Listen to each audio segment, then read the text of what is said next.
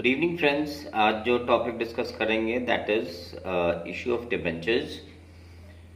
और इसके पहले जो हमने वीडियो किया हुआ था that is relating to normal issue of debentures, जहाँ पे कि हम लोग 4 इंस्टॉलमेंट्स में डिबेंचर्स के पैसे इन्वेस्टर से मांग रहे हैं। लेकिन डिबेंचर के मामले में हर बार इसी तरीके से डिबेंचर इशू नहीं होते हैं। आज जो टॉपिक डिस्कस करेंगे दैट इज डिबेंचर इशू कर रहे हैं मगर कैश के बदले में नहीं,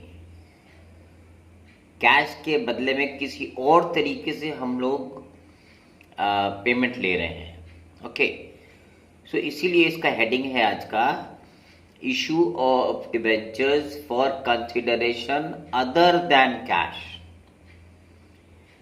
इसके पहले जो भी हमने इशू ऑफ शेयर किया है चाहे इशू ऑफ डिबेंचर किया है, तो डिबेंचर या शेयर के बदले में हमें कैश मिलता था। आज के टॉपिक में कैश के बजाय कोई और चीज मिल सकती, कोई एसेट मिल सकता है, कोई बिजनेस मिल सकता है, या हमने किसी से कोई सेवा ली है, अंडरराइटर्स हैं, ब्रोकर्स हैं, उनके द्वारा हमने जो भी उनसे काम करवाया है और उनका जो पेमेंट है वो अपने कैश में नहीं देकर उन्हें उनके नाम का डिबेंचर इशू कर दे रहे हैं। इसीलिए टॉपिक का नाम है issue of debentures for consideration other than cash. Cash के द्वारा नहीं भुगतान करके, जैसे मान लीजिए हम लोग कोई एसेट खरीद रहे हैं, बिल्डिंग खरीद रहे हैं, बिल्डिंग के लिए हमें जो वेंडर है उसको पैसे देने होंगे, तो पैसे नहीं देकर उस वेंडर को हम लोग डिबेंचर इशू कर देना उसके नाम पे। ओके, तो इसमें क्या है कि जो सबसे पहला जो एंट्री हम लोग जनरल एंट्री पास करते हैं वो क्या है कि जो भी चीज हम खरीद रहे हैं, जो भी चीज हम अक्वायर कर रहे हैं, जो भी सर्विसेज ले रहे हैं, पहली एंट्री उसकी होगी। तो इसमें 2 सिचुएशन आता है। क्या है? पहला, जितने का आपने एसेट लिया है, जितना एसेट का बुक वैल्यू है, एग्जैक्टली उतने का ही आप डिबेंचर इशू कर रहे हो। ओके, तो ऐसे सिचुएशन में क्या है कि कोई भी कैपिटल रिजर्व या गुडविल का इसमें पंगा नहीं आता है। ओके, तो जैसे मान लीजिए हमने नेट एसेट्स एक्वायर करे हैं 10 लाख रुपए का, 10 लाख का हमने डिबेंचर इशू कर दिया, एज सिंपल एज दैट।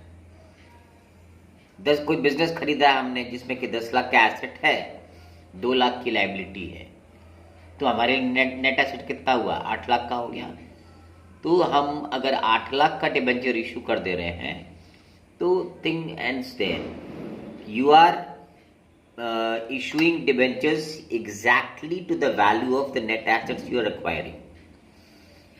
तो क्या एंट्री बनेगा इस सिचुएशन में? Assets account debit to liabilities. जो भी एसेट मिल रहा है उसमें से लाइबिलिटीज माइनस करेंगे, तो जो बैलेंस आएगा वो हमें वेंडर को पे करना है।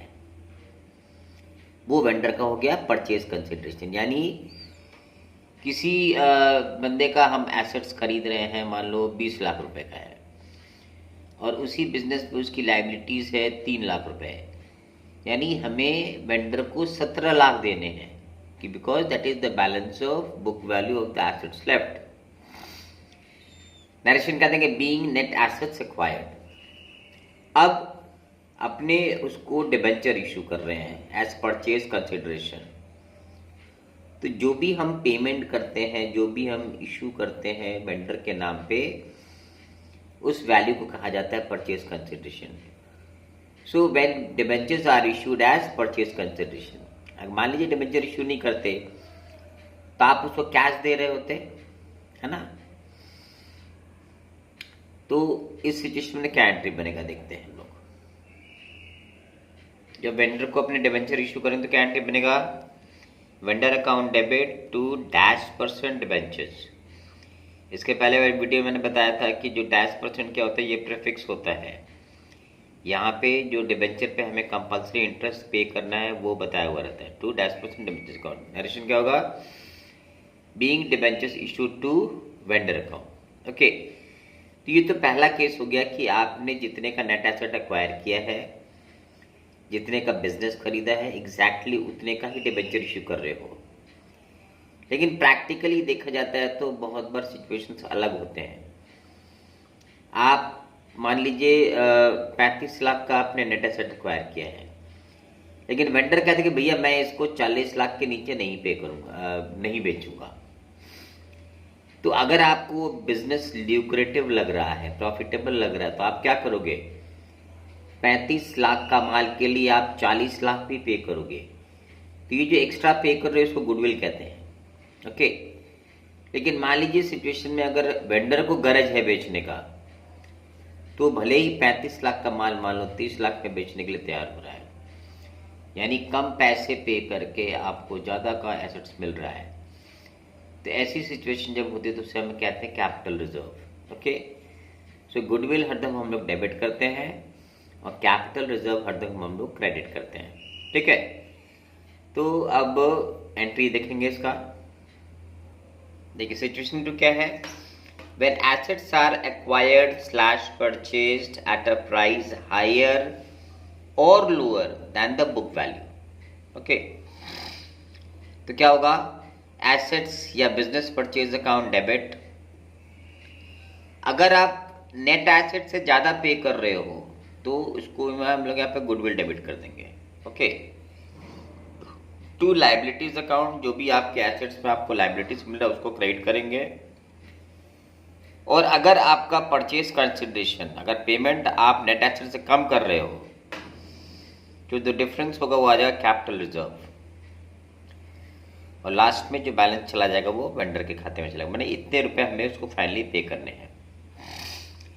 तो हमें ये कैसे पता चलेगा कि आपको सवाल में गुडविल या कैपिटल रिजर्व की एंट्री पास करनी है? ये समझने के लिए आपको ये जानना होगा, जब किसी सवाल में परचेज कंसिडरेशन का वैल्यू दे दिया हो, उस हालत में हमको ये पक्का श्योर हो जाना होता है कि हमें वहां पे यादर गुडविल मिलेगा या फिर कैपिटल रिजर्व मिलेगा। क्यों? क्योंकि नेट एसेट्स का वैल्यू अलग आएगा और परचेज कंसिडरेशन का वैल्यू अलग आएगा। क्लियर? तो ये तो एंट्री हो गई जब हमने एसेट्स एक्वायर किए हैं। ओके, अब जो है उसको हम लोग डिबेंचर इशू कर रहे हैं। When debenture are issued to the vendor, इससे क्या है? Vendor account debit to -% debenture account. ये हमने उसको दे दिया है डिबेंचर। अब हमें निकालना है कि हम लोग कितने शेयर इशू करेंगे। अभी तक हमने परचेज कंसिडरेशन डिसाइड कर लिया कि हमें फाइनली कितने पैसे देने वेंडर को। ओके, वो करने के बाद अब 3 सिचुएशंस आते हैं। हम लोग एट पार में डिबेंचर इशू कर सकते हैं, प्रीमियम में कर सकते हैं और डिस्काउंट में कर सकते हैं। 3 सिचुएशंस हैं। तो पार में अगर इशू कर रहे हैं तब तो वहाँ पे कोई इश्यूज नहीं है, क्योंकि जितना आपको परचेज कंसिडरेशन देना है that divide by face value of debentures, तो you get the number of debenture issued. तो देखिए, when debentures are issued at par, तो purchase consideration due to vendor divide by face value of debenture. तो ये पता चल जाएगा कि भाई हमने कितने शेयर्स इशू करने हैं। ओके, दूसरा सिचुएशन क्या है? When debentures are issued at premium. इसमें कैसे निकालेंगे? Purchase consideration due to vendor divide by किससे करेंगे? Face value of debenture plus premium. जो भी प्रीमियम का रेट है, ठीक है, उसको अपने इसमें ऐड कर देंगे प्रीमियम अगर है तो। वही अगर डिस्काउंट में इशू करें तो क्या एंट्री पास करेंगे, कैसे हम लोग निकालेंगे? आपने अगर डिस्काउंट पे डिबेंचर इशू करना है तो when debentures are issued at discount, कैसे निकालेंगे? इसका कितना शेयर इशू कर रहे हैं? Purchase consideration due to vendor, okay, divide by face value of debenture less discount rate. Okay, जिस रेट पे भी आप इशू कर रहे हैं डिस्काउंट रेट में, वो आपको वहाँ पे लेस कर देना है। तो इस फॉर्मूला को अप्लाई करके हमको ये पता चल जाएगा कि हमें कितना डिबेंचर इशू करना है as purchase consideration. Okay, so this was the overall view of how debentures are issued for consideration other than cash. Now let's move on to our sums. 8 number सवाल देखेंगे। Amrit limited was promoted by Amit and Bhaskar with an authorised capital of 10 lakh divided into 1 lakh shares of 10 each. The company decided to issue 1,006% debentures of 100 each to Amrit and Bhaskar each for their services in incorporating the company. यानी ये promoters हैं और ये brokers हैं, इन्होंने company promote कराने में help कराया है, तो इनका ब्रोकरेज हो या अंडरराइटिंग कमीशन जो हो वो इतना बन रहा है। यानी कंपनी इनको 1000 इशू कर रही है डिवेंचर 100 रुपए का, okay, each as their underwriting commission. Okay, so let's see how do we pass the entry. तो सबसे पहले जो उनको देना है, जो इनका कमीशन ड्यू हो रहा है, पहले हम उसका एंट्री पास करेंगे, ठीक है। तो कितना हो रहा है? Incorporation expenses account debit 2 lakh, क्योंकि उनको इंडिविजुअली शेयर जो इशू हो रहे हैं उसका वैल्यू बनता है 1 लाख रुपया। तो incorporation expenses account debit 2 lakh रुपया, टू अमित 1 लाख और to Bhaskar 1 lakh. Okay, being amount of service charges debited, clear.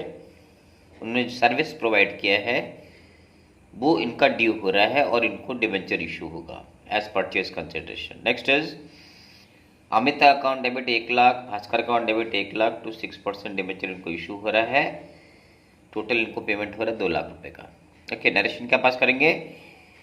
Being 2000 debentures of ₹100 each issued as service charges और incorporation charges to the underwriters. Okay, let's see one more sums. 9 number सवाल देखेंगे। Max Limited issued 5,008% debentures of 100 each at a premium of 10%. Basu had underwritten the subscription at a commission of 5%, payable by issue of 8% debentures at a premium of 10%. Okay. तो underwriting commission जो होता है, जो total cash आप receive करवाते हो उस पे होता है, not on the face value of shares. तो देखिए यहाँ पे मैक्स लिमिटेड जो है 5000 शेयर इशू डिवेंचर इशू कर रही है 100 रुपए का, यानी ये बनता है 5 लाख रुपया। 5 लाख रुपीस का डिवेंचर अंडरराइटर ने इशू करवा दिया है सक्सेसफुली, और वो भी क्या 10% प्रीमियम पे, अर्थात 5 लाख का 10% हो गया 50,000, यानी कंपनी के फंड्स में 5.5 लाख रुपए आ रहे हैं। ओके, तो जो कमीशन होगा वो 5.5 लाख पे हम लोग कैलकुलेट करेंगे। ओके, अब जो है कमीशन कितना मिलना है बासु को? बासु को जो कमीशन है that is 5% of 5.5 lakh. Okay, और वो कैसे हो रहा है? उसको डिबेंचर मिल रहा है एज परचेज कंसिडरेशन, जो कि उसे प्रीमियम में इशू किया गया है, यानी 10% प्रीमियम में। तो let's see how we do with the sums. तो अंडरराइटर्स को कमीशन जो मिलना है वो मिलना है 5.5 लाख पे। ओके, 5.5 लाख पे 5% मिलना है। तो देखिए underwriting commission account debit 5.5 lakh का 5% है 27,500 to Basu. Okay, being underwriting commission debited. अब जो एंट्री पास करेंगे वो उसका परचेज कंसिडरेशन में कैसे करेंगे? बासु को मिलना है 27,500 रुपये, बासु अकाउंट डेबिट 27,500 रुपये डेबिट टू 8% डिबेंचर्स। 8% डिबेंचर्स कितना हो रहा है? 25,000 रुपया, और टू SPR हो गया 2500 रुपया, 10% of this value. See narration क्या हो जाएगा? Being 250 debentures issued as service charges. अब ये जो 250 फिगर जो है ये कहाँ से आ रहा है? तो इसके लिए हमको वो फॉर्मूला लगाना पड़ेगा जो अभी डिस्कस किए थे, है ना। कैसे निकालेंगे? अंडरराइटिंग कमीशन हमको मिलना है 5% of the issue price. Okay, तो 5% इशू प्राइस कितना हो रहा है? 5% ऑफ 5.5 लाख, क्योंकि ये प्रीमियम पे इशू किया गया था। तो 5.5 लाख का 5% होता है 27,500 रुपया। अब कितने डिबेंचर इशू करना, number of debentures to be issued is, ये हो गया परचेज कंसिडरेशन कंपनी को देना है, divide by face value of debenture plus premium यानी 110। तो 27,500 को 110 से डिवाइड करेंगे तो 250 आएगा। तो उसी 250 शेयर के आधार पे इस एंट्री को पास कराया हमने। तो बासु को देना था 27,500 रुपया टू 8% डिबेंचर्स, 250 शेयर इंटू 100 25,000 रुपया, टू SPR 250 इंटू 10 रुपया 2500 रुपया। Okay, so this is how we do the sums relating to issue of debentures at a premium or at a discount. Let's see the next sums. तो देखेंगे 10th number सवाल, Hitech limited took over the assets of 6,60,000 and liabilities of 80,000, यानी इतने का assets है इतने का liabilities है, यानी नेट एसेट्स हमारा कितना हो गया 5,80,000 रुपए। ओके, क्योंकि 6,60,000 माइनस 80,000 इज 5,80,000। किस कंपनी के ले रहा है, लोटेक लिमिटेड। तो यार Lotek limited is the vendor company for an agreed purchase consideration of 6 lakh है। अब यही मैं बता रहा था कि आपको नेट एसेट्स मिल रहा है 5,80,000 का, वेरेस आपको पे करना है 6 lakh. So when ever your PC और purchase consideration is more than the value of the net assets, that means goodwill, और कम होने से कैपिटल रिजर्व होता। ओके, कैसे पे करना है, 10% जो है पेमेंट करना है उसको कैश में करना है, यानी 6 लाख का 10% 60,000 कैश में जाएगा, and the balance bye issue of 12% debentures of 100 each, यानी बाकी जो बचे 5,40,000 वो आपको डिबेंचर इशू करके पूरा करना है। कैसे करना है, पहला केस बता रहा है डिबेंचर इशू एट पार, यानी डिबेंचर को आप फेस टू फेस वैल्यू में इशू कर रहे हो। Next is debenture are issued at premium 20%, debentures को आप बढ़ा के बेच रहे हो, और यानी डिबेंचर का वैल्यू बढ़ जा रहा है यहाँ पे। और तीसरे केस में डिबेंचर का वैल्यू घट जा रहा है बाई 10%। ओके, तो ये 3 सिचुएशंस है, तो जाहिर सी बात है कि 3 सिचुएशंस में आपके एंट्रीज अलग अलग होंगे। सो let's see how do it. तो अभी अपने केस 1 करेंगे। केस 1 क्या था, debentures are issued at par, यानी आप दाम के दाम इशू कर रहे हो। ओके, तो सबसे पहले अपने बिजनेस एक्वायर करेंगे, एसेट्स एक्वायर करेंगे। कैसे करेंगे हम लोग, एसेट्स अकाउंट डेबिट, हमको एसेट मिल रहा है 6,60,000 का। ओके, और गुडविल लाइबिलिटीज है उसमें 80,000 की, यानी नेट एसेट जो हमको मिल रहा है वो ये मिल रहा है 6,60,000 माइनस 80 यानी 5,80,000। लेकिन आपने लोटेक लिमिटेड को पेमेंट कितना करना है 6 लाख, यानी जो डिफरेंस जो है 20,000 का, that will be your goodwill. See balancing figure. Now what is the entry, assets account debit 6,60,000, goodwill account debit 20,000, to liabilities account 80,000 and to low-tech limited 6 lakh. Narration being net assets purchased, ये आपने assets खरीद लिए। अब हमने क्या करना है, low-tech limited को पेमेंट करना है। ओके, कैसे पेमेंट करेंगे, Lotek limited account debit 6 lakh to 12% debentures 5,40,000। क्यों, क्योंकि 6 लाख का 10% कैश में पे करना था। ओके, बाकी to cash 60,000। Narrations being 5,400 debentures issued, यानी 5,40,000 ओके डिवाइड बाई 100, यानी 5400 शेयर इशू कर रहे हो आप, और is 100 each eight ₹60,000 issued at the purchase consideration. ये आप उसको परचेज कंसिडरेशन पे ऑफ कर रहे हो for the against the business purchase from him. Okay, now let's see the second case. Case B है, debentures are issued at a premium of 20% as purchase consideration. तो आपका फर्स्ट एंट्री हर case में same रहेगा। Okay, तो देखिए आप business acquire कर रहे हो तो assets account debit 6,60,000, goodwill account debit 20,000, to liabilities 80,000, to low-tech limited 6 lakh रुपया। बीइंग नेट एसेट्स एक्वायर्ड या परचेज्ड, तो ये पहले एग्जाम्पल के आधार पे सिमिलर एंट्री हमने पास किया है। वेरिएशन क्या होगा? वेरिएशन होगा the number of shares which you issue to और debenture you issue to that vendor. Okay, next entry क्या हो जाएगा? Lotek limited account debit 6 lakh रुपया, इसको 6 लाख पे करना है। और कैसे पे करना है? 6 लाख का 10% यानी टू कैश। टू कैश कितना पे करना है? 60,000। To 12% debenture 4.5 lakh. To security premium reserve 20,000 रुपया। Being 4,500 shares and 6,000 rupees 60,000 issued as at a premium of 20% as purchase consideration। अब ये 4500 कहाँ से आया? 4500 शेयर, तो वही फॉर्मूला अप्लाई करना है। क्या है? Number of debentures to be issued, तो purchase consideration divide by face value of debenture, okay, plus